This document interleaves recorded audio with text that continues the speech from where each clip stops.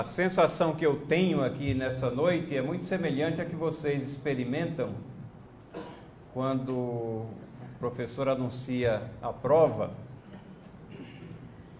e aí você fica dizendo: meu Deus, eu queria ter mais 2 dias para me preparar para ela. E às vezes até com sentimentos de ira contra o diretor. Não, nessa parte aí é brincadeira, mas o tema que ele me deu foi muito indigesto mesmo. Mas é um tema fascinante, um tema que eu tenho escrito de forma pontual em algumas áreas, mas nunca tinha abordado assim do começo ao fim, então tive que me debruçar e fazer diversas pesquisas aí para poder compartilhar com vocês algumas informações e principalmente para que nós possamos estimular os nossos pensamentos e corações e firmá-los e alinhá-los ao longo dos ensinamentos e premissas que nós encontramos na palavra. E é a ela que eu gostaria de ir inicialmente aqui, lendo um trecho da palavra de Deus que está na carta aos Colossenses, capítulo 2. Colossenses, capítulo 2. Acompanhem, por favor, a leitura até o versículo 10, do versículo 1 ao versículo 10. Prestem atenção aos diversos apelos aqui nesse trecho, à questão do entendimento, do conhecimento e da necessidade de sujeição, subjugarmos esse entendimento e conhecimento àquele que é a cabeça da igreja, o nosso Senhor Jesus Cristo, e ao entendimento que Ele nos dá na sua palavra. Diz assim o texto: gostaria, pois, que soubesseis quão grande luta venho mantendo por vós, pelos laodicenses, e por quanto não me viram face a face, para que os seus corações sejam confortados, vinculados juntamente em amor, e tenham toda riqueza da forte convicção do entendimento, para compreenderem plenamente o mistério de Deus, Cristo, em quem todos os tesouros da sabedoria e do conhecimento estão ocultos. Assim digo, para que ninguém vos engane com raciocínios falazes, pois, embora ausente quanto ao corpo, contudo em espírito estou convosco, alegrando-me e verificando a vossa boa ordem e a firmeza da vossa fé em Cristo. Ora, como recebeste a Cristo Jesus, o Senhor, assim andai nele. Nele, radicados, edificados, confirmados na fé, tal como fostes instruídos, crescendo em ações de graças. Cuidado para que ninguém vos venha enredar com sua filosofia e vãs sutilezas, conforme a tradição dos homens, conforme os rudimentos do mundo, e não segundo Cristo. Porque nele habita corporalmente toda a plenitude da divindade. Também nele estás aperfeiçoados, ele é o cabeça de todo o principado e potestade. Notaram, né, os diferentes apelos aqui, a convicção do entendimento, a questão da sabedoria, do conhecimento, e também o apelo para que nós não sejamos enganados com raciocínios falazes. Raciocínio falaz é aquela forma de argumentação que dá a impressão de ser sã, de ser verdade, mas a falácia é exatamente aquela proposição que não tem nenhum apoio, nenhum suporte lógico, que não procede da verdade. Filosofia e vãs sutilezas que podem enredar o nosso pensamento. Essas questões, diz o texto, elas são conforme a tradição dos homens, conforme os rudimentos do mundo. Mas nós temos, que estar sujeitos àquele no qual habita corporalmente toda a plenitude da divindade. Cristo é Deus, Ele e nele é que nós estamos aperfeiçoados e a cabeça de todo principado e potestade. Então, com esse pensamento e a oração para que as nossas convicções elas fluam do ensinamento da palavra de Deus e que nós sejamos habilitados a enxergar, conferir, aferir tudo que está ao nosso redor, mas firmemos as nossas convicções em cima das premissas da nossa fé cristã, é que nós vamos abordar o assunto, que nos foi colocado, e antes disso vamos pedir a orientação de Deus para a nossa exposição nessa noite. Senhor, nós te agradecemos pelas bênçãos recebidas, pela oportunidade aqui de podermos estar aqui nessa noite. Ilumina os nossos pensamentos e faz com que nossas convicções fluam sempre da Tua palavra. Perdoa os nossos pecados, habilita-nos para sermos servos Teus, para que possamos proclamar o Teu Evangelho, a Tua mensagem a um mundo que está em trevas, a pessoas que estão desesperadas e confusas, submersas em seus pecados, para que elas possam ver e enxergar que só há um nome no qual há salvação, e para que sejamos instrumentos nesse arrebanhar do Teu povo que vem vindo através dos séculos, e Tu nos colocasses agora nesse momento, nessa era, com o propósito também de sermos luzeiros, sal da terra, luz do mundo. Confiando em Ti, nós oramos e pedimos. Amém.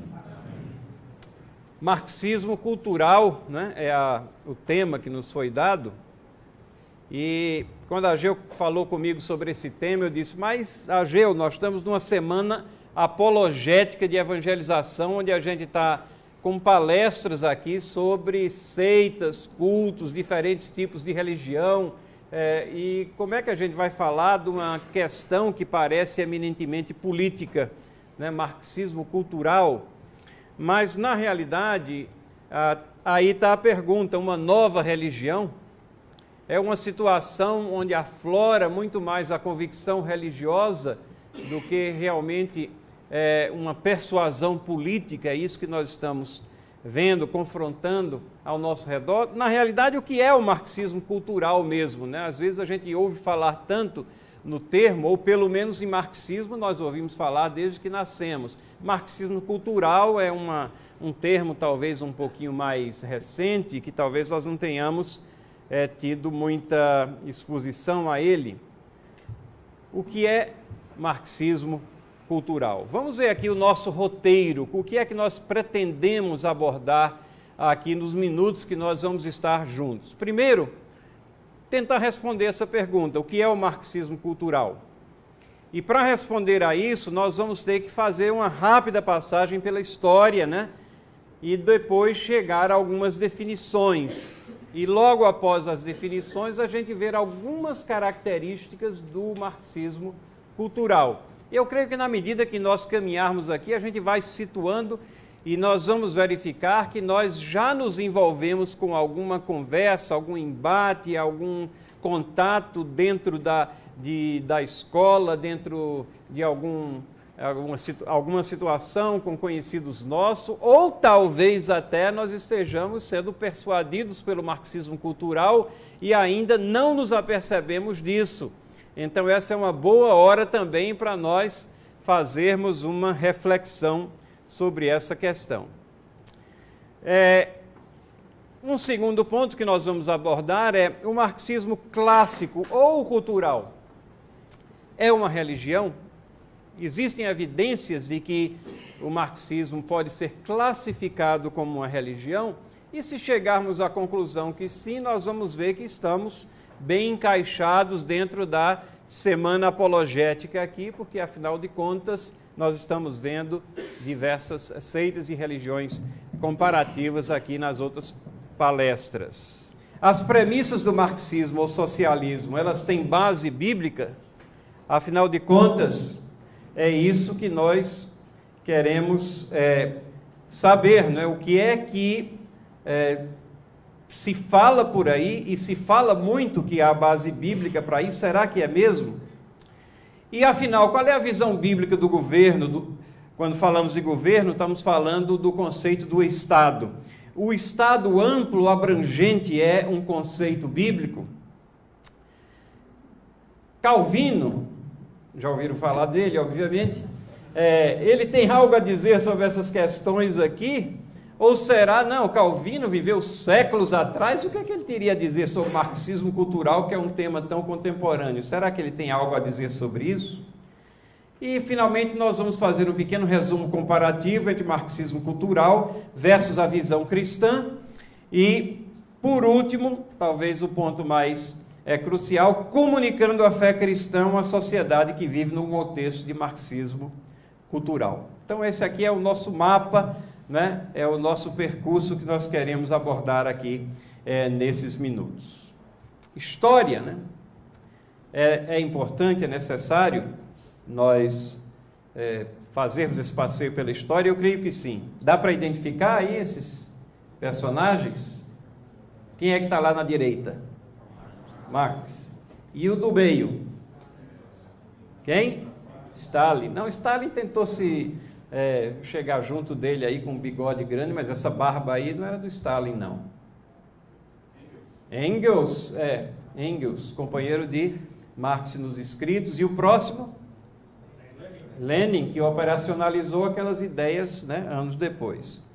Então, vamos dar o nosso passeio pela história exatamente no ano de 1848.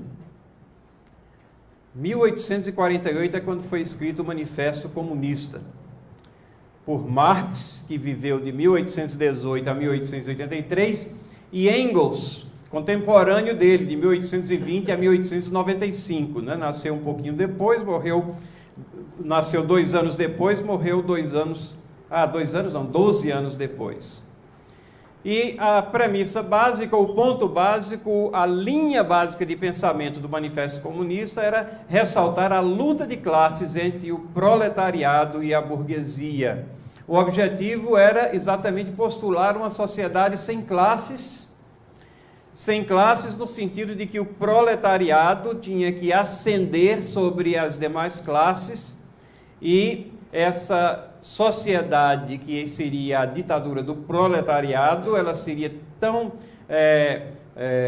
fragmentada nesse proletariado que não teria nenhuma divisão assim estanque de classes, e haveria distribuição da riqueza nacional para todos. É uma espécie de utopia colocada aqui nesse Manifesto Comunista. E obviamente que o livro do Marx, o mais conhecido, é O Capital, diversas edições entre 1867 e 1894.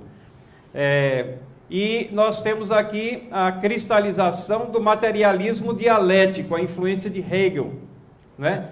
Tese, antítese, síntese. Você tem uma proposição, outra proposição, junta as duas, confronta as duas e você sai com uma terceira via. Essa era a visão hegeliana de solução de problemas, e Marx cristalizou, capturou tudo isso e colocou nessa questão da luta de classes, aonde você, através de incentivar a luta, de incentivar os diferenciais, você chegaria então à classe proletária, vencendo esse embate, né, e fazendo essa síntese que seria então o paraíso socialista. Algumas pessoas acham que há uma diferença entre comunismo e socialismo, mas na realidade socialismo é apenas o contraponto do capitalismo, né, que dentro dos escritos de Marx. Então, para ele, são termos assim intercambiáveis, não há nenhuma diferenciação. Socialismo, comunismo são todas expressões que pregam o coletivismo em vez da visão individualizada da sociedade, da atenção ao indivíduo. O que é que aconteceu? Em 1914, então, nós temos a Primeira Guerra Mundial. A expectativa, os escritos aqui, eles já proliferaram, vários intelectuais eram partidários, ávidos defensores, e a expectativa é que nesse embate aqui, ele fosse seguido por essa luta de classes e o proletariado vencesse de tal maneira que nós teríamos aqui uma espécie de efeito dominó, aonde os países envolvidos nesse conflito, o conflito iria se cristalizar nessa visão econômica e nós teríamos então a implantação do proletariado como a única classe dominante em todos os países ali do mundo ocidental, pelo menos, que era o foco. E aí, em 1917, nós temos a Revolução Russa, que é a tentativa de concretização dessas ideias teóricas assim na prática, onde houve a remoção da aristocracia lá e supostamente a colocação do proletariado no poder, mas na realidade o que houve foi uma substituição, né, de regentes, de tal maneira que sempre houve uma classe dominante e uma classe dominada lá. O suposto paraíso comunista nunca se concretizou ali na Rússia. E, ao mesmo tempo, aqueles intelectuais que eram os seguidores de Marx, eles estavam observando tudo aquilo e esperando também que depois da Revolução Russa, diversas outras revoluções acontecessem na Alemanha, na França, na Inglaterra, nos outros lugares, né, onde o proletariado viesse a aflorar. Isso não aconteceu. Então começa a existir uma primeira decepção entre esses intelectuais, não com o tema principal em si, que era aflorar o proletariado, mas com relação à metodologia de implantar o comunismo, ou a metodologia de implantar o socialismo nas nações. E nós temos então a ocorrência aqui, a vida do Antônio Gramsci, que é um italiano, em 1919, né, ele publica alguns trabalhos, e interessante que esse outro carinha aqui, que o nome dele é Jorge Lucas, mas não tem nada a ver com Guerra nas Estrelas, né? E ele é húngaro, então daí essa grafia meio complicada que está aí, mas é Jorge Lucas. Eles chegaram a conclusões idênticas, mas com trabalhos independentes. Antônio Gramsci, que é italiano, o Jorge Lucas é húngaro, e tentando abordar essa questão. Por que os proletários do mundo não se uniam? Por que aquela teorização que parecia tão lógica, tão plausível, ela não ocorria na prática? E aí, a conclusão deles é que o problema na luta de classes não é econômico, mas cultural. E é necessário lutar contra a cultura da classe dominante. Na visão de Gramsci, a questão era a seguinte: o pessoal está sendo oprimido economicamente, que era a tese de Marx, né? O problema era econômico ali.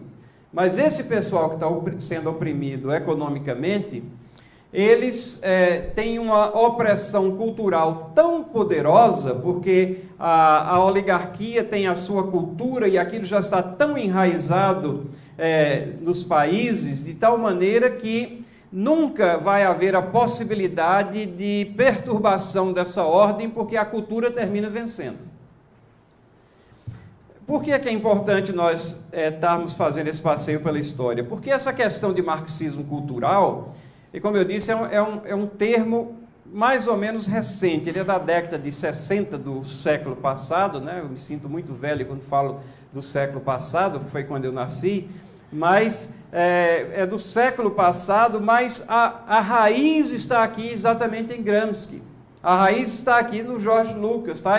Em 1919 eles já estavam questionando e mudando a concepção dessa luta e da implantação do proletariado para a área cultural, para a vertente cultural. E essa questão de lutar contra a cultura da classe dominante, na essência e na sua base, significa lutar contra os princípios básicos de uma cultura judaico-cristã, que é a dominante no Ocidente. 1923, lá na Alemanha, nós temos a fundação do Instituto para a Pesquisa Social, aquilo que ficou chamado como a Escola de Frankfurt. E aí vários intelectuais reunidos aqui nesse Instituto para a Pesquisa Social, isso aqui nós estamos falando também do berço da sociologia, né, das chamadas ciências sociais, aqui todo mundo discutindo, trabalhando nisso. Max Horkheimer, Wilhelm Reich, Erich Fromm e Herbert Marcuse, ou Marcuse. Esse nome vai reaparecer porque ele é considerado assim o pai do marxismo cultural na época agora moderna. E essa decepção com a luta do proletariado, ela prolifera nos escritos, nos ensaios aqui desse pessoal. A cultura não é uma superestrutura, esse era um conceito marxista. Marx dizia, a cultura é uma superestrutura, a gente não tem que se preocupar com a cultura, a questão é econômica aqui. Eles dizem, não, a cultura não é uma superestrutura, mas ela é uma variável independente, ela deve ser confrontada à guerra nossa cultural. Então, nós temos que levar à frente um embate na área e na esfera da cultura. E aí acontece um fato aqui, né, histórico muito importante, que é a ascensão de Hitler. 1933. E a escola de Frankfurt, praticamente toda, foge para os Estados Unidos, bate asas e voa, né? Como ocorreu com inúmeros outros intelectuais, cientistas, alemães, tudo que fugiram para os Estados Unidos. Mas com a ocorrência do nazismo e também com uma vertente aqui eminentemente política totalitária ali no país, o livre tráfico das ideias também foi ficando mais complicado, perseguições, então e a maioria, ou vários desses aqui eram de origem judaica também, foram todos para os Estados Unidos. 1950, essa escola de Frankfurt, depois do nazismo, depois que a Segunda Guerra Mundial acabou, vários deles voltaram para a Alemanha, mas Marcuse ficou nos Estados Unidos, foi abrigado lá em universidades da costa oeste, eu não lembro agora se foi Berkeley ou foi UCLA, mas ele foi abrigado por universidades da costa oeste dos Estados Unidos, e ele ficou conhecido como o pai da New Left, né, a nova esquerda, pregando uma revolução e uma coalizão dos oprimidos. No contexto norte-americano, né, negros, estudantes, feministas e homossexuais. Vejam que são todas questões aqui de cultura, né, de conceituais, e não tem mais aquela classificação econômica entre burguesia e proletariado.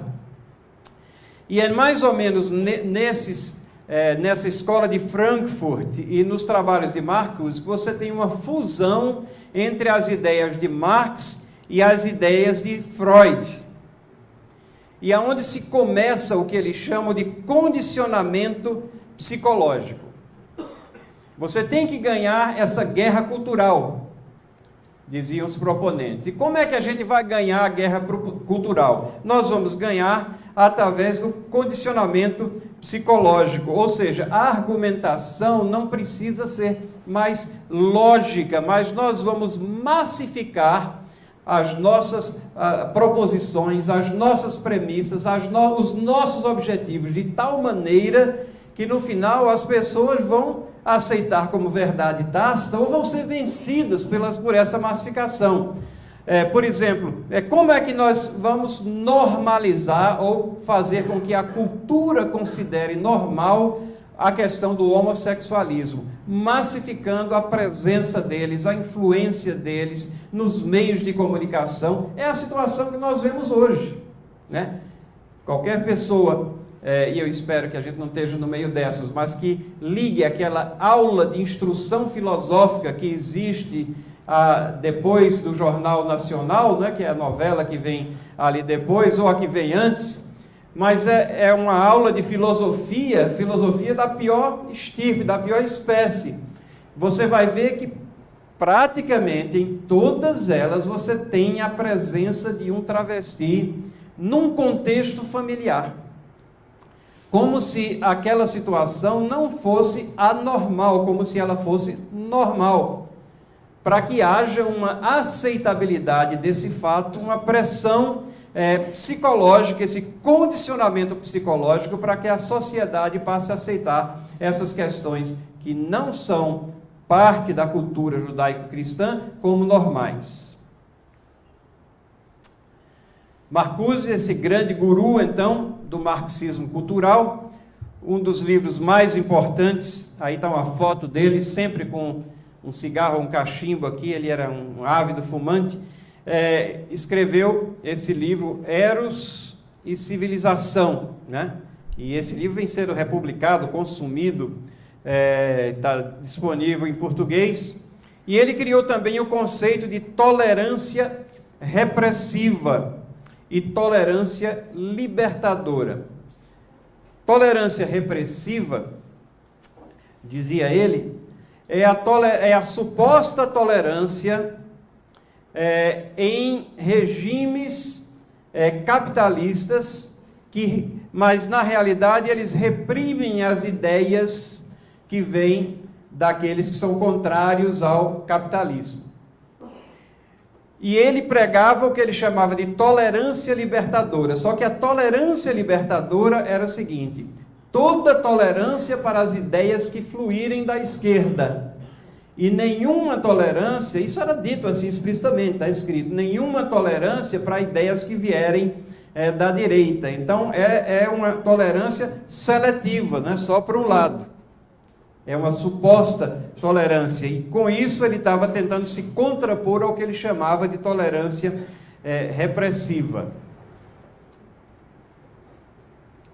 Bom, de 1960 a 1980, o que nós tivemos foi um crescimento e disseminação do marxismo cultural na cultura ocidental. É como se nós tivéssemos, naqueles slides anteriores, naqueles anos anteriores, um grande caldeirão, essas coisas aqui sendo preparadas, mas a grande expansão mesmo e absorção pela cultura ocidental dessas premissas do marxismo cultural aconteceram nessas 2 décadas aí. O conceito do preconceito. Aquilo que não é tolerado por aqueles que querem vencer essa revolução cultural é rotulado de imediato de preconceito. E é impressionante como essa visão é absorvida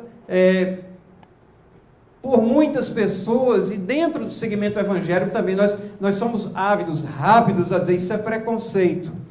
Quando na realidade pode ser que em vez de preconceito, nós estejamos falando de premissas válidas em cima de verdades que nós extraímos da palavra de Deus. Dou um exemplo. Ontem à noite eu estava assistindo um programa, aquele programa que o Ageu é sócio dele, lá na RIT, e a discussão era sobre ordenação feminina. Alguém viu esse programa, não? E foi a esposa do reverendo Fernando Almeida que debatia com a pastora Regina, parece, não estou bem lembrado do nome da pastora lá, mas e a Suênia, ela procurava se manter dentro daquilo que a palavra dizia, e as argumentações da pastora eram sempre argumentações sociológicas, bem alinhadas assim com o marxismo cultural. Ou seja, a sociologia define as questões, inclusive acima da Bíblia. E aí, quando a Suênia fazia alguma colocação, a pastora sempre dizia, mas essa é uma ideia preconceituosa, isso é um preconceito. Então, com esse rótulo, ela já estava procurando destruir, sem o exame, sem a análise do conteúdo. Né?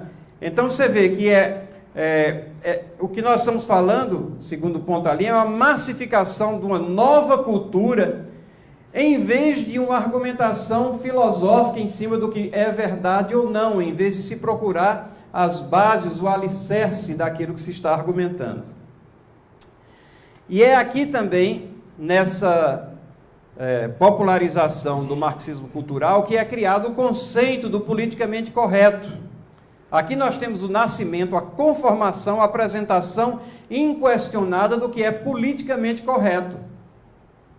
Muitas das coisas que são consideradas politicamente corretas, se você for examiná-las e procurar a raiz, a premissa de por que elas estão sendo apresentadas como politicamente corretas, você não vai encontrar as bases. Mas foi tão falado, foi tão apresentado, foi tão martelado que a sociedade já absorveu aquelas questões como corretas, e qualquer um que ouse se contrapor a elas rotulado de preconceituoso, você é insensível aos demais, você é um intransigente, daí vem uma série de rótulos.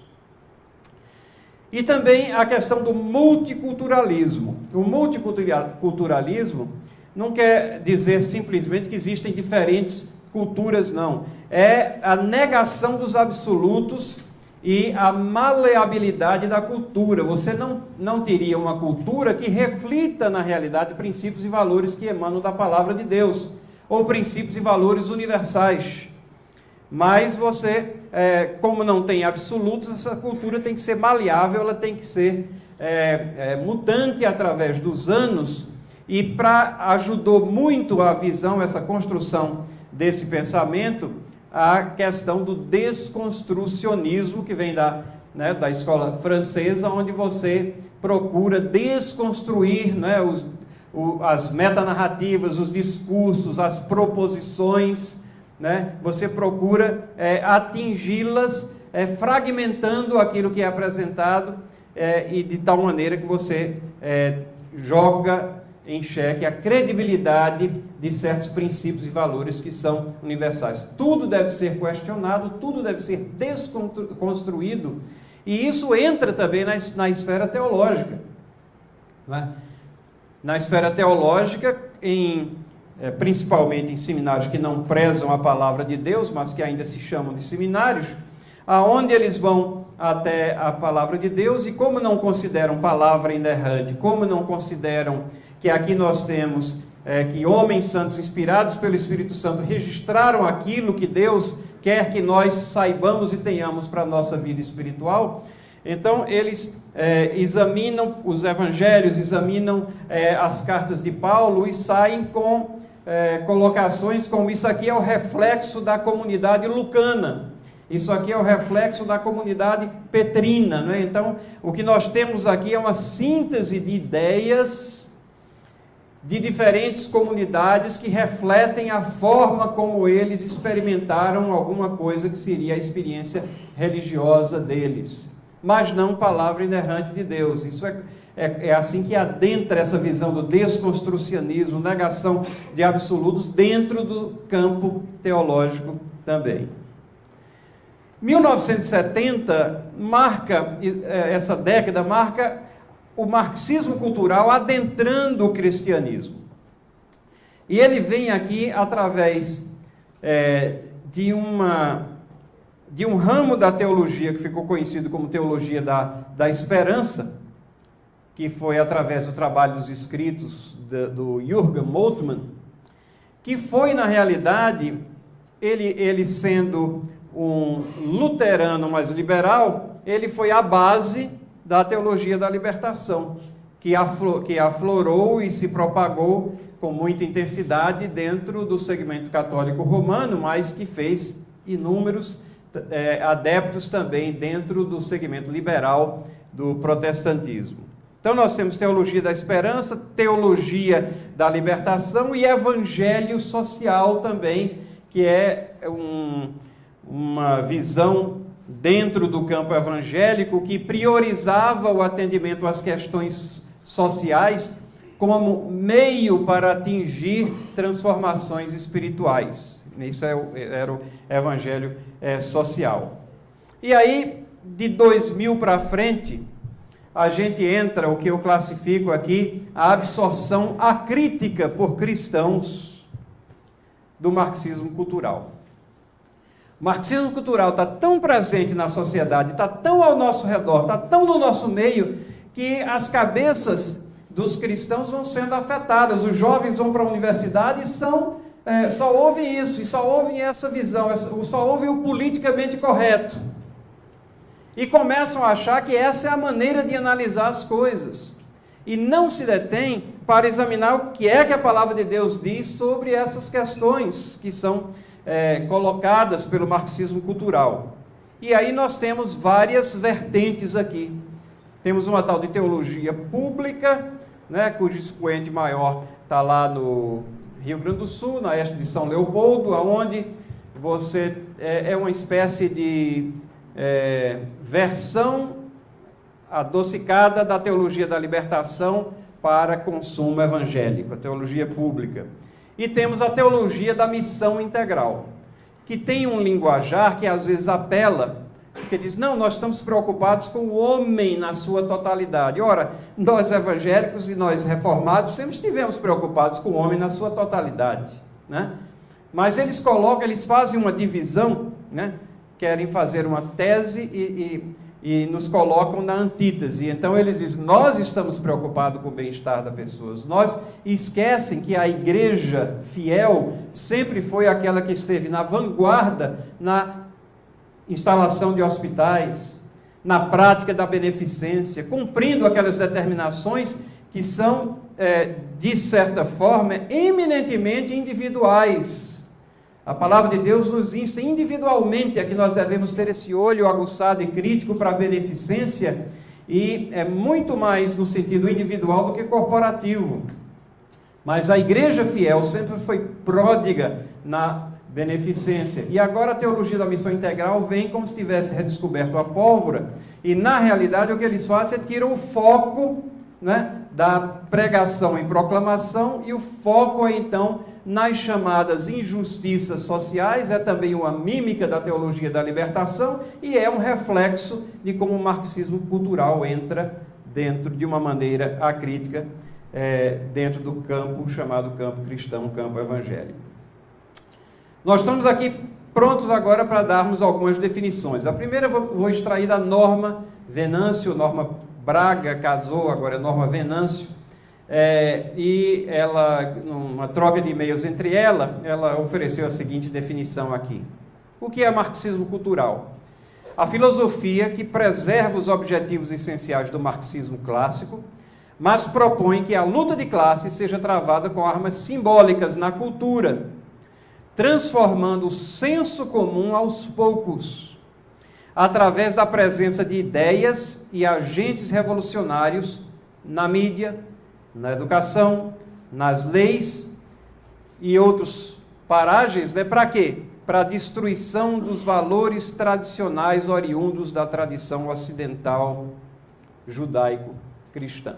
Então essa foi a definição que ela deu aqui. Eu trago a definição também de um outro autor, James Jagger, já falecido há bastante tempo, mas ele já estava preocupado com o marxismo cultural. Veja, isso antecede a década de 60 do século passado, para a gente ver que o Gramsci é, na realidade, o grande originador do marxismo cultural, né, lá em 1919. Então, Jagger, que morreu em 1937, ele já definia que é a metodologia derivada do marxismo que indica que o problema na luta de classes não é econômico, mas cultural. É necessário, portanto, lutar contra a cultura da classe dominante. Definição de um filósofo, que eu vou omitir o nome só para não criar polêmica, mas eu sei quem ele é. Depois vocês me perguntam. Ele diz assim, que o marxismo cultural é uma autoinversão, e ele diz que é uma autoinversão gerada pela evidência dos fatos, ou seja, pela derrota histórica. Essa derrota histórica que começou lá na Revolução Russa, quando ela não se propagou como eles esperavam, e que nos últimos anos todos nós testemunhamos aqui, né, a queda daqueles ideais e uma reformulação completa daquele caldeirão que parecia ser o paraíso para o marxismo. Ele diz que isso daí fez com que surgisse o marxismo cultural, como nós já vimos, e ele diz que é a face do marxismo que, em vez de transformar a condição social para mudar a mentalidade e cultura, procura mudar a mentalidade e cultura para transformar a condição social. E a última que eu trago aqui é do seu criado aqui, pelo que for valer, é que marxismo cultural é a absorção acrítica, desapercebida ou não, de premissas originadas no marxismo e a promoção dessas ideias que têm se entrelaçado à cosmovisão de nossa sociedade contemporânea, subvertendo princípios e valores da cultura judaico-cristã. É assim que eu definiria, né, marxismo cultural. Todas essas definições têm algo em comum e elas mostram essa guerra cultural. Uma guerra cultural, um embate cultural no qual nós estamos no meio dele, não tem opção, nós estamos no meio dele e temos que firmar nossas convicções e eu espero que sejam pelos ensinamentos da palavra de Deus. Quais são as grandes características e os pontos de batalha do marxismo cultural? Divisão da sociedade entre opressores e oprimidos, né? Os opressores, brancos, ricos, homens, heterossexuais, oprimidos, negros, pobres, mulheres, homossexuais. Notem que, às vezes, essas pessoas, esses escritores, esses teóricos, eles pegam algum ponto que é verdade numa determinada sociedade, algum ponto de opressão real, mas eles extrapolam porque eles estão tratando aqui de ciências sociais. Então é como se eles pudessem ter uma equação e fazer a extrapolação dela de uma forma genérica. Então tem os opressores e os oprimidos, essa é sempre a questão. Outra característica, além dessa divisão, é a intervenção, financiamento e favorecimento governamental, então, do Estado, né, aos oprimidos. Isso vem em forma de bolsa de estudo, Bolsa Família, cotas raciais, marchas e movimentos suportados por dinheiro público, além de um número de outras questões também que o dinheiro público vai, né, congressos, LGTB e por aí vai. Tudo com o seu e o meu imposto que nós pagamos. Desvalorização do casamento e da maternidade. E isso se apresenta como promoção do aborto, sexo livre entre menores.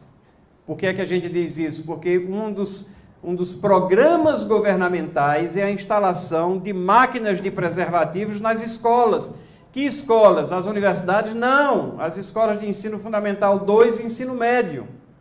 É a promoção do sexo livre entre os adolescentes mesmo. Ideologias de gênero nas políticas e nas escolas. O que é isso?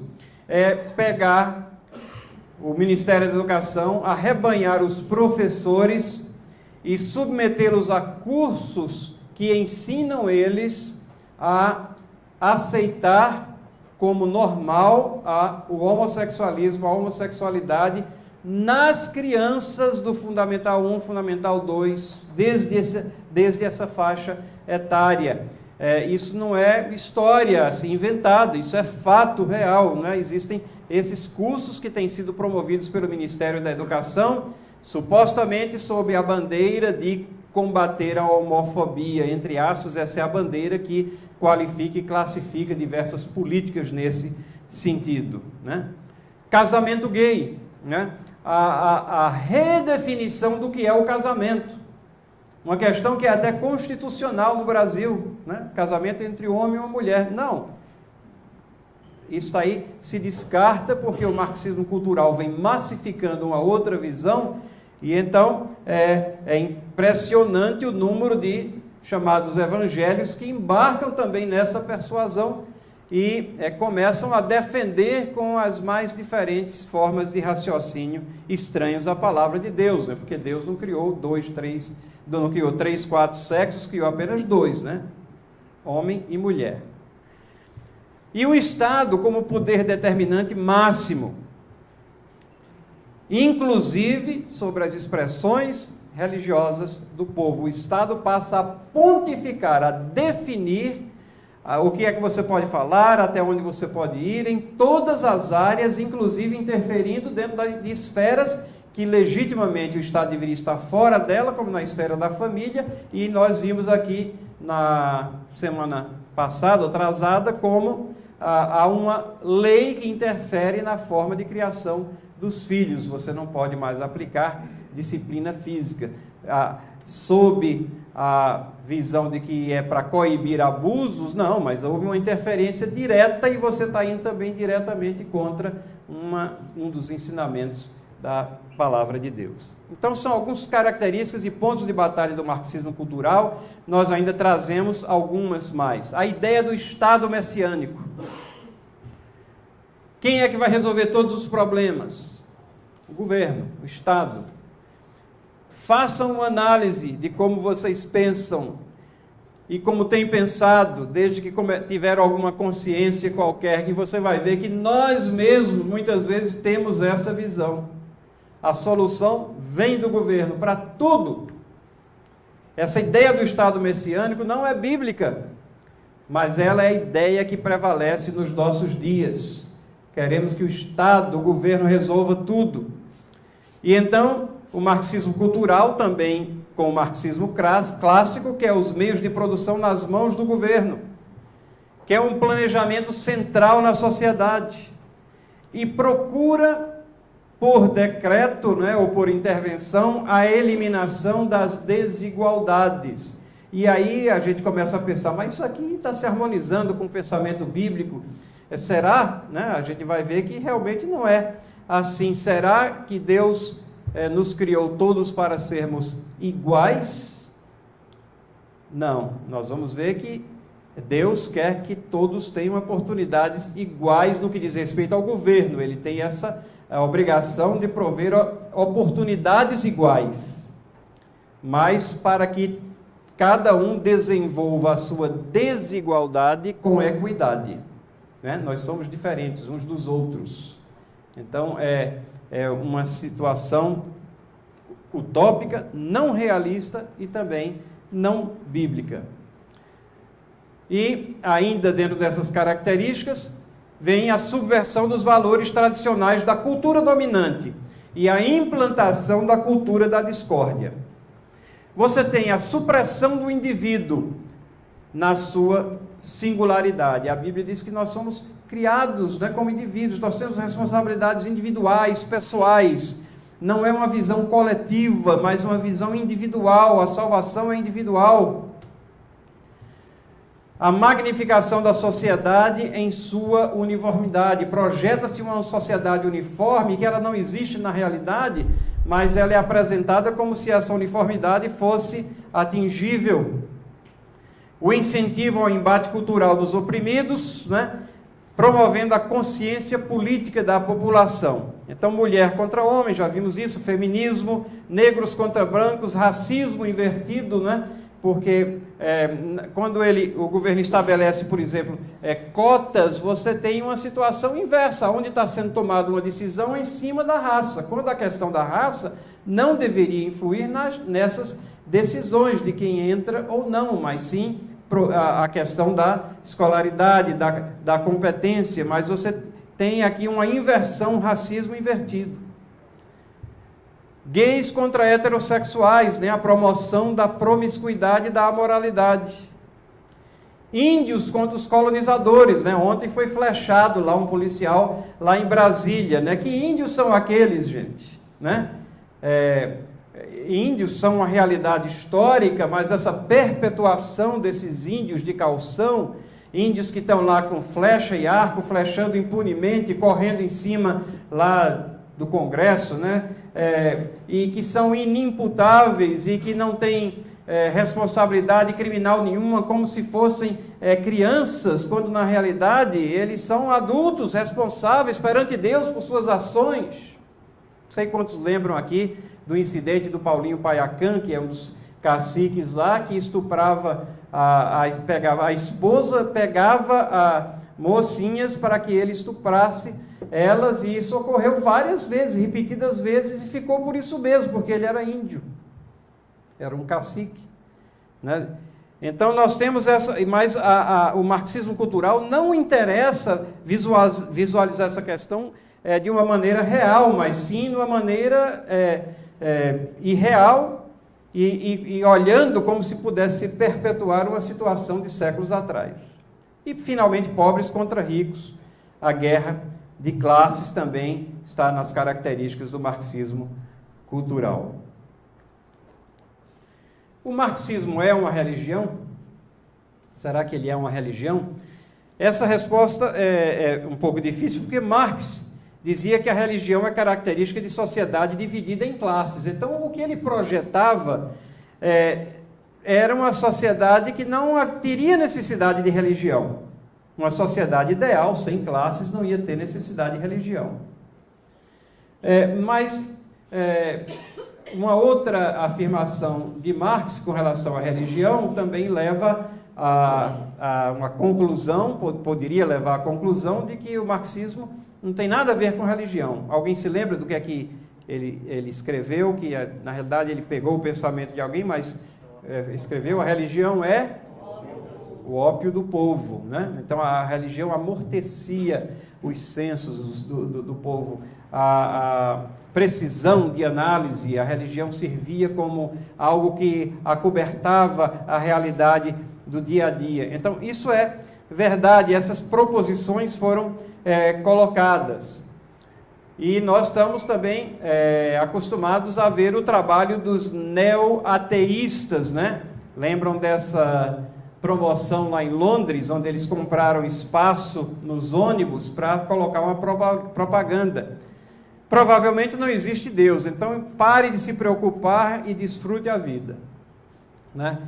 E aqui nós temos a foto do Dawkins, né? Do Dawkins, que é o neo-ateísta mais proeminente, aqui com uma moça que tem também uma camiseta com os mesmos dizeres. Fizeram uma tremenda campanha em Londres. Então, muitas vezes nós identificamos marxismo com ateísmo, né? Mas nós temos que penetrar um pouquinho mais fundo, porque essa questão de que se o marxismo é uma religião, ela tem sido respondida afirmativamente por muitas pessoas. Roland Stromberg é um dos estudiosos já falecido, mas ele disse assim: muitos estudiosos de Marx dão evidência de que Marx, não obstante seus pronunciamentos contra as religiões, criou uma religião ou uma religiosidade substitutiva, marcada por todas as características essenciais de uma fé. Então, na análise dele, o marxismo é uma fé, é uma crença, muito mais do que algo baseado em premissas e substâncias reais. Bertrand Russell escreveu o livro Por que Eu Não Sou um Cristão, né? E ele era simpatizante do marxismo, e ele disse assim: o marxismo tem tudo o que necessita para se qualificar como uma religião. Palavras de alguém que está lá no campo. Alexei Gorky, que usava o pseudônimo de Maximum Gorky, ele pediu que o marxismo fosse reconhecido como a mais religião de todas as religiões, ele, o marxista. Robert Tucker, um outro estudioso também do marxismo, diz assim: o que Marx declarou ser uma descoberta científica era, ao contrário, do princípio ao fim, uma fé escatológica. Então, essa capa de ciência que ele deu aos seus, ciência sociológica, aos seus estudos, na realidade eram muito mais premissas de fé do que conclusões baseadas em fatos. E isso vem sendo a tônica, né, do movimento marxista. Ele é abraçado como se fosse uma fé, com uma devoção que é característica de uma religião.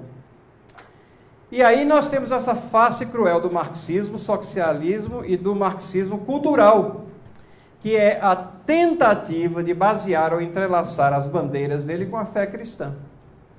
Essa é a face cruel.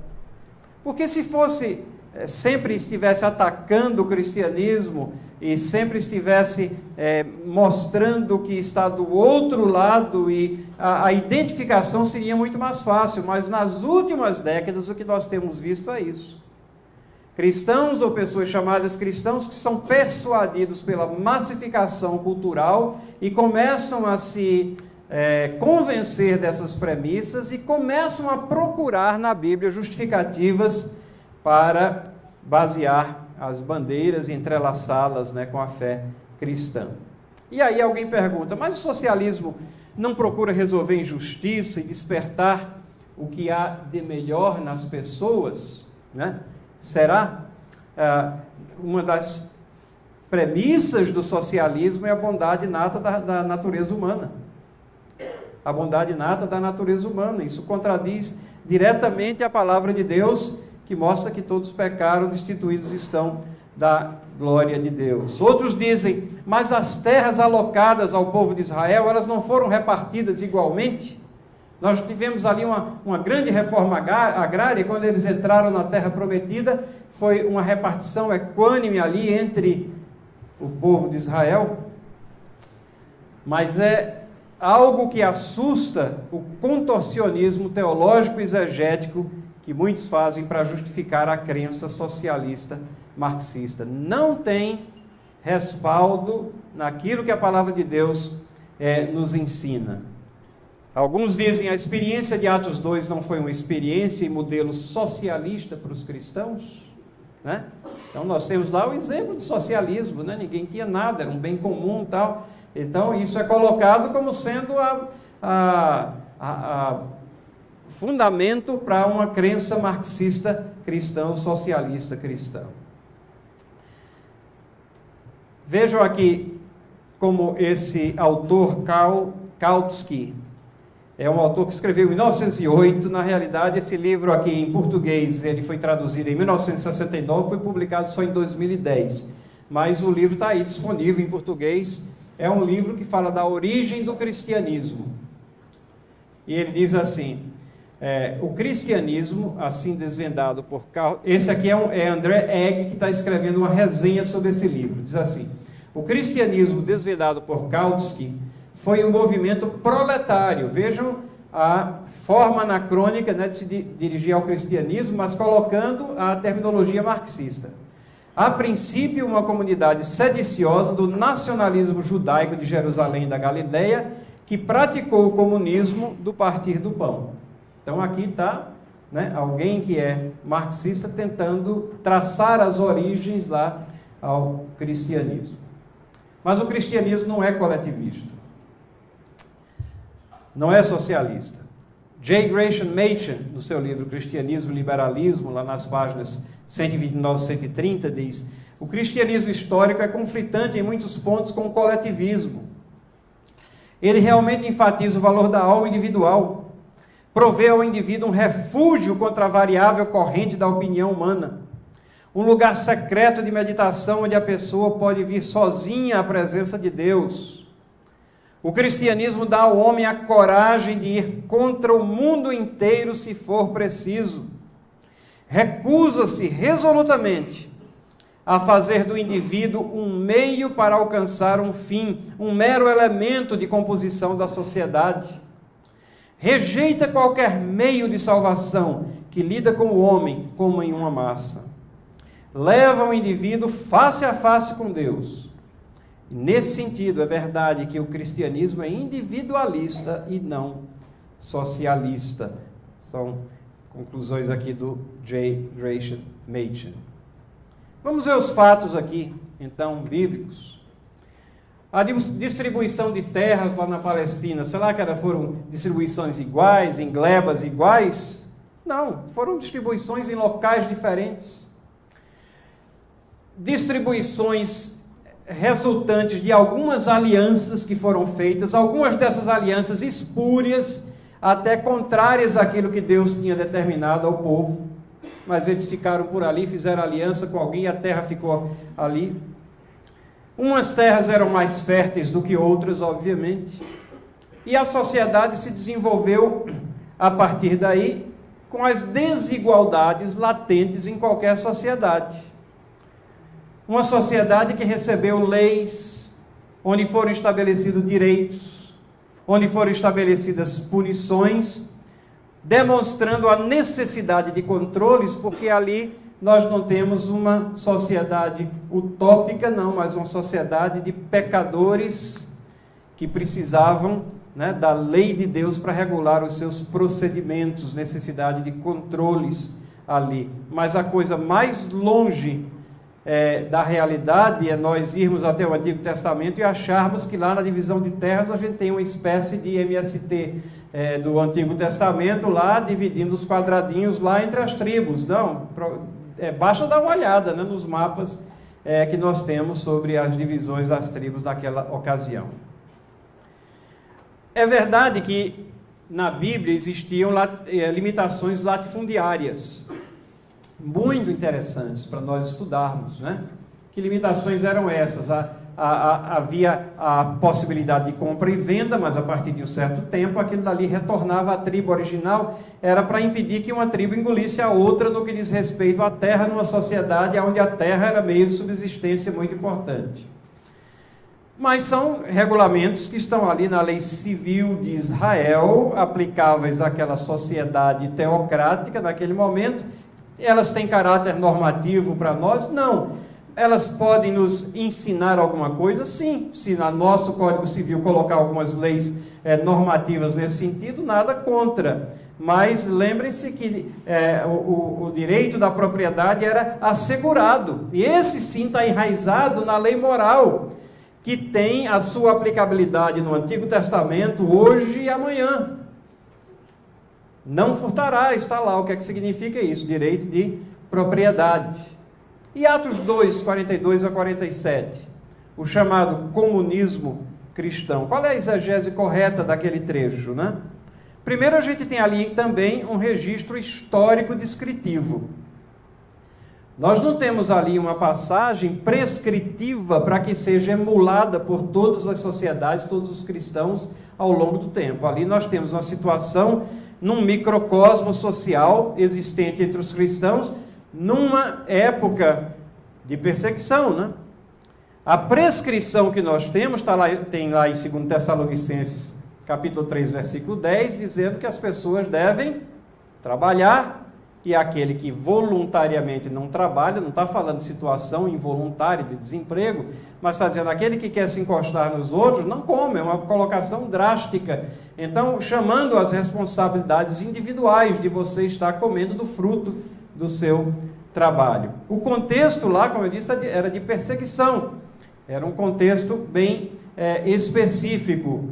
E, acima de tudo, nós temos o caráter voluntário da iniciativa. Não tinha um Estado ou nenhuma autoridade dizendo o que deveria ser feito, ou que você não tinha mais direito sobre os seus bens. Não, ali foi uma situação voluntária. Tão voluntária que, no incidente lá de Ananias e Safira, Pedro fala para ela que ela não tinha que fazer aquilo, a propriedade era dela. Ela não tinha que mentir, né? Ela podia ficar com a propriedade. Então é essa a situação que nós vemos aqui. Nem de longe nós temos aqui respaldo para uma visão, para extrapolar isso para uma visão de uma sociedade comunista coletiva. Agora, nessa questão do marxismo cultural, pesquisando, eu encontrei uma acusação curiosa, que é essa daqui: o cristianismo é marxismo cultural.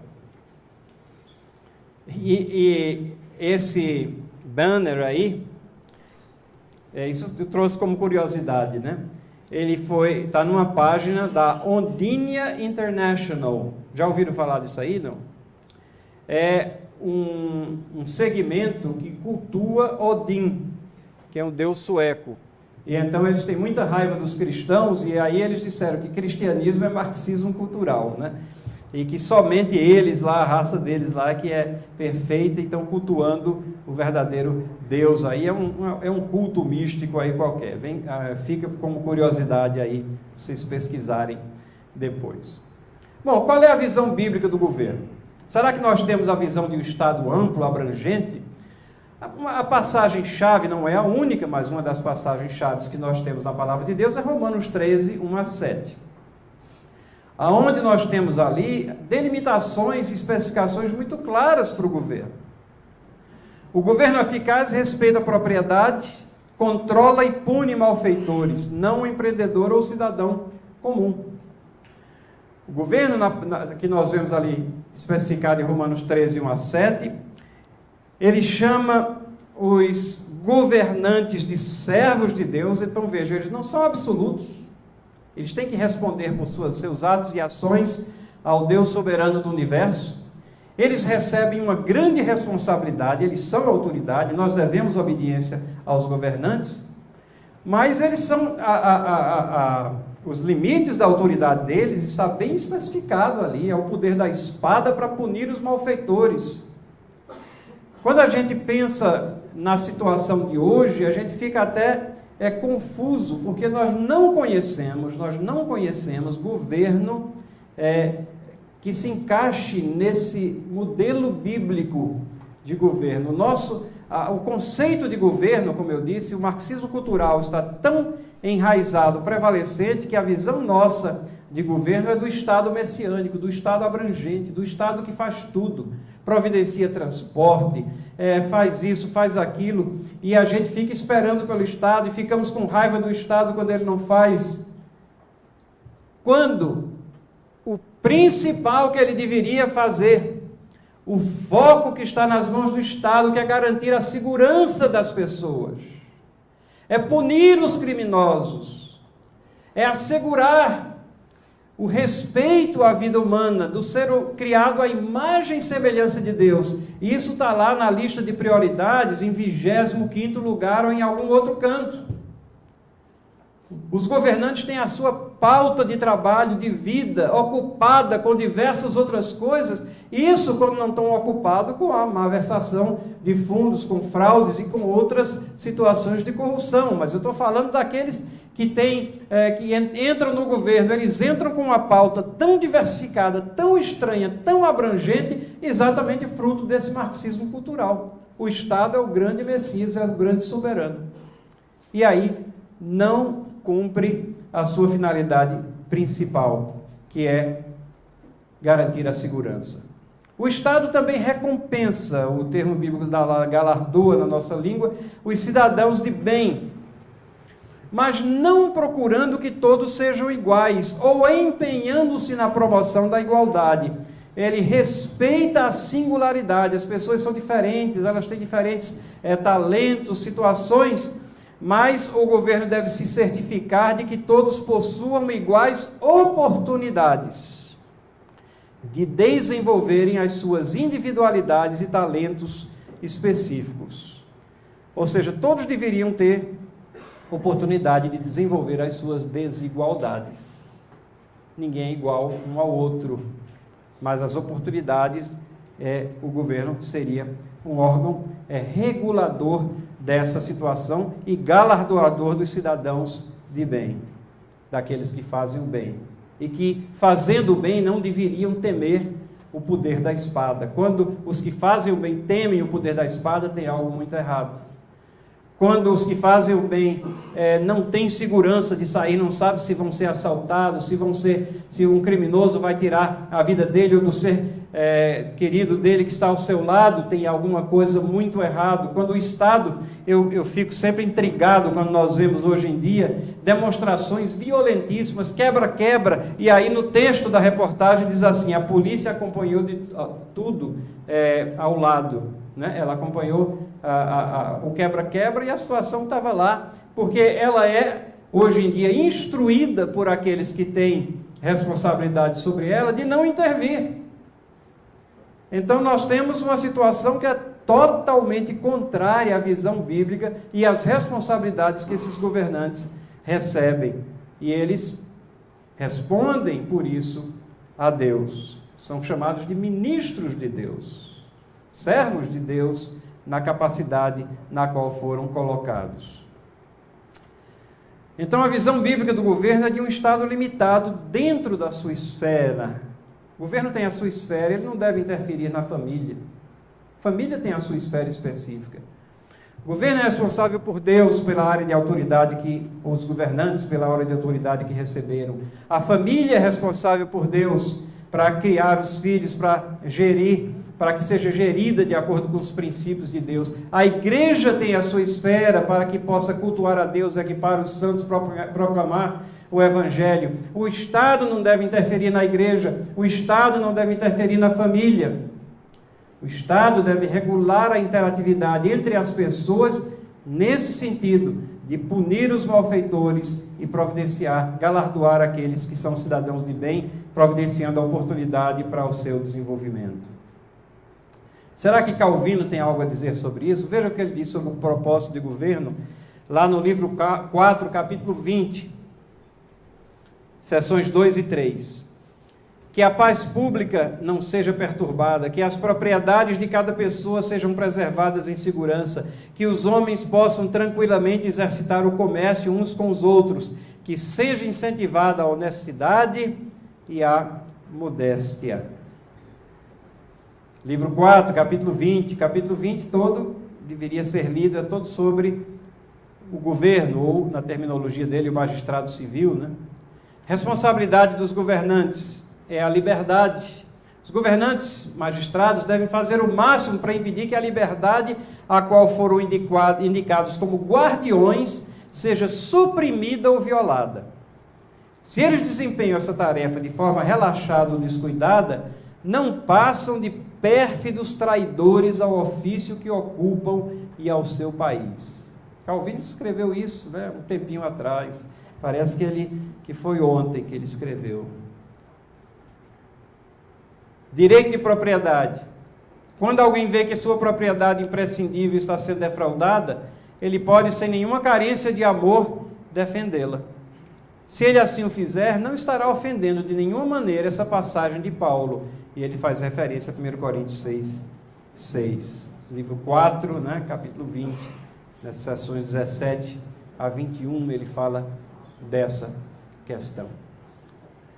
Então, resumindo aqui, já caminhando para uma conclusão, comparando aqui o marxismo cultural com a visão cristã do Estado. No marxismo cultural, a coletividade está acima e prevalece sobre a família. Na visão cristã do Estado, a família é a base da sociedade e da coletividade. No marxismo cultural, o Estado legisla moralidade. Ele define certo e errado. Não existem absolutos a não ser o poder do Estado. Esse é absoluto. Na visão cristã do Estado, ele não legisla a moralidade. Porque certo e errado procede de valores absolutos universais, e nós encontramos eles aqui na palavra de Deus. No marxismo cultural, o Estado é soberano sobre todas as esferas, e ele possui também poder distributivo, tira de um para dar para o outro. Na visão cristã do Estado, o Estado administra as relações harmônicas entre as diferentes esferas, família, instituições, igreja, e ele possui poder, sim, poder restritivo, o poder da espada. No marxismo cultural, o bem da coletividade é definido por uma oligarquia, e existe a probabilidade de perpetuação, sim, estamos exemplos aí, gente, né? União Soviética, nós vimos o exemplo dela durante décadas, até ensaiou-se uma certa alternância de poder, mas eles tiveram uma recaída aí ultimamente. Cuba está lá também, supostamente, né, implantando o paraíso, mas com a perpetuação da oligarquia, da chamada nomenclatura, né, termo utilizado para definir essa oligarquia dentro dos países socialistas. Na visão cristã do Estado, a oligarquia, a liderança, é escolhida, é a escolha temporal da coletividade. E existe a possibilidade de alternância. No marxismo cultural, ele define as ações econômicas estratégicas, o Estado, né, define com base em um planejamento central. E o foco é a coletividade. Esse planejamento central, a gente sabe historicamente que ele não funcionou de maneira nenhuma, né, nos países onde se tentou isso daí. Porque ele é feito às custas da supressão das iniciativas e liberdades individuais. Na visão cristã do Estado, ele organiza as ações dos indivíduos ou de instituições criadas por esses para evitar fraudes, crimes, espoliações. E o foco é nas pessoas. No marxismo cultural, o Estado considera a propriedade privada como um mal e que ela deve estar à disposição para uso da coletividade. Na visão cristã do Estado, a propriedade privada é um direito que pode ser utilizada para auxílio de outros.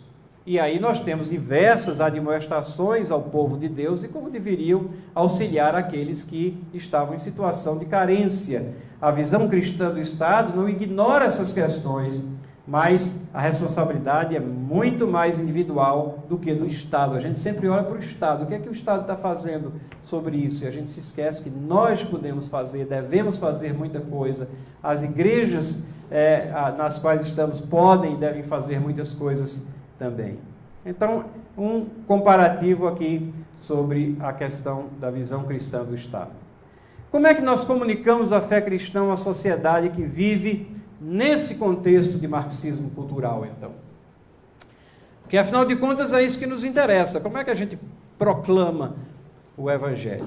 Então, vamos dividir aqui em 3 situações. A primeira que eu trago é comunicar a fé cristã aos cristãos que vêm sofrendo lavagem cerebral ao longo dessas décadas. Às vezes até a nós mesmos, né? Ressaltar a necessidade de firmar nossas convicções éticas nas prescrições da palavra de Deus.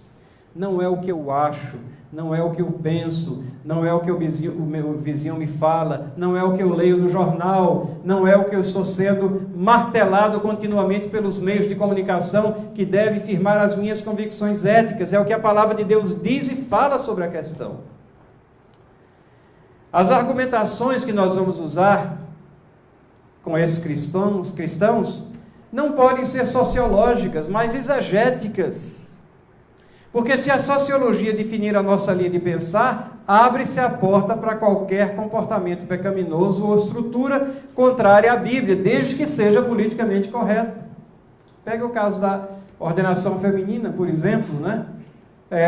Se você descarta que a palavra de Deus coloca lá a liderança masculina, especifica isso daí, sem nenhuma conotação de inferiorização da mulher, ela é digna auxiliadora, mas a ordenação masculina é o que nós temos. As diretrizes que nós temos em 1 Timóteo capítulo 3 e Tito capítulo 1 são para aqueles homens que são maridos de uma só mulher. Não pode ser mais claro do que isso. Mas se a gente diz, não, isso foi naquela época, isso já está ultrapassado, Paulo não conhecia muito bem, não vamos nem chegar onde chegou, né, o Caio Fábio, que ele disse, não, Paulo não entendeu Jesus, né? Não vamos nem chegar nisso, mas as pessoas dizem, ontem eu vi esse tipo de argumentação no programa de TV que já me referi, isso é para aquela época. Mas agora nós somos mais iluminados, a sociologia, as ciências sociais já nos mostraram um outro caminho.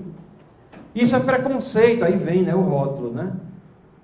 Na hora que você faz isso com ordenação feminina, e aí, isso foi até levantado ontem, e a pastora ficou ofendida com isso, mas é verdade, na hora que você faz isso com ordenação feminina, e se a ciência social, se o marxismo cultural, tão enraizado, entrelaçado na nossa sociedade, diz que o comportamento homossexual é uma coisa normal, deve ser aceito. Essa história de que é pecado, isso é uma coisa ultrapassada lá.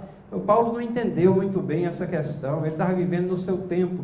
Então, na hora que você descarta a palavra de Deus como palavra de Deus, como normativa para a nossa convicção, então as portas estão abertas para qualquer comportamento ou estrutura contrária à Bíblia, desde que seja politicamente correta. É isso que nós temos que falar, conversar, martelar àqueles cristãos que vêm sofrendo lavagem cerebral ao longo das décadas. Lembrar que nem tudo que é rotulado de preconceito é injustiça real. Pode ser simplesmente uma pressuposição correta. Nós não negamos que temos pressuposições. Sim, nossas pressuposições são aquelas da palavra. São firmadas na palavra de Deus. Volta a palavra. Volta a palavra. Essa é a tônica de proclamar a nossa fé cristã àqueles que estão vendidos ao marxismo cultural. Segunda categoria, os descrentes. Os descrentes que só conhecem esse modo de pensar. O que é que a gente tem que fazer? Pregue a transformação da alma pelo único nome no qual há salvação, Jesus. Não perca o foco da conversa com discussões lógicas. Lembre-se que a argumentação deles não vai ser racional, é emotiva. E além disso, as premissas são diferentes, as deles não são as suas, nem nossas, né? As nossas, se são firmadas na Bíblia, a Bíblia diz que eles consideram loucura, aprove a Deus salvar aos homens pela loucura da pregação. A pregação é intrinsecamente loucura? Não, mas pela premissa do homem é. Pela premissa do homem sem Deus não faz sentido.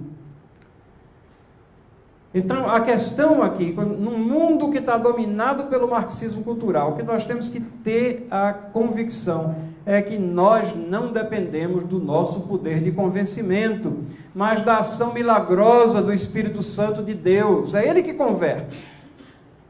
Então, qual a resposta aqui? Pregue, pregue, pregue.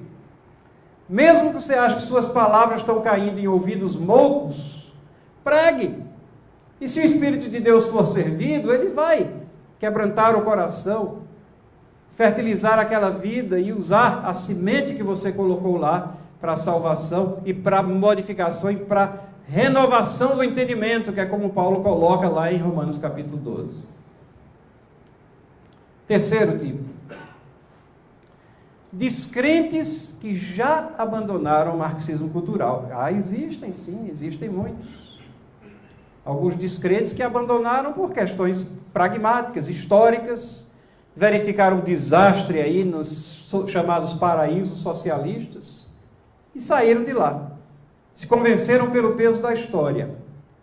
Ou se convenceram porque eles estão vendo que uma sociedade que enfatiza, encoraja o casamento gay, ela está fadada à destruição, né? Ela não vai se perpetuar.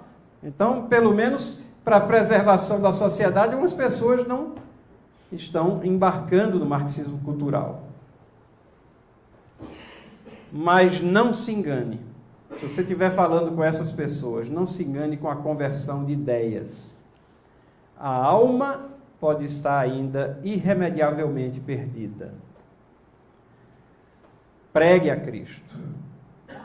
A gente pode achar até que, não, a pessoa já abandonou essa persuasão do marxismo cultural, já estou com meio caminho andado, mas, meus irmãos e irmãs aqui, aqueles chamados conservadores não cristãos, podem ser cruéis em seus caminhos, irreverentes em suas palavras, insensíveis aos problemas reais da vida, desrespeitosos ao Deus soberano, e a pior coisa que tem é quando começam a nos identificar com eles, mais do que nós somos identificados pela nossa fé cristã.